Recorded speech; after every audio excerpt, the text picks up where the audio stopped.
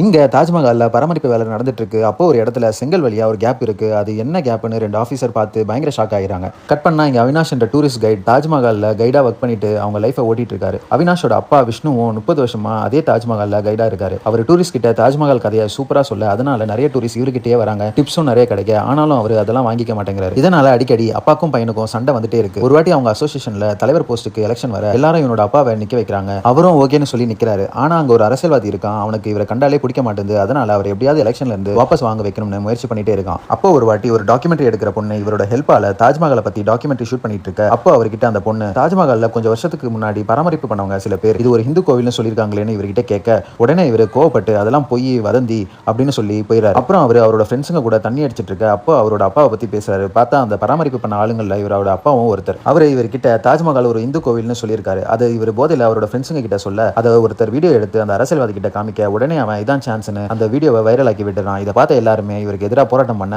உடனே இவங்க அசோசியேஷன்ல இருந்து இவரையும் இவரோட பையனையும் சஸ்பெண்ட் பண்ணிடுறாங்க. இந்த கதை தாஜ் ஸ்டோரி அப்படிங்கிற ஒரு படத்தோட கதை. இந்த கதைக்கும் எங்களுக்கும் எந்தவித சம்மந்தமும் இல்லை. உங்களுக்கு அடுத்த பாட்டு வேணும்னா மறக்காம கமெண்ட் பண்ணுங்க.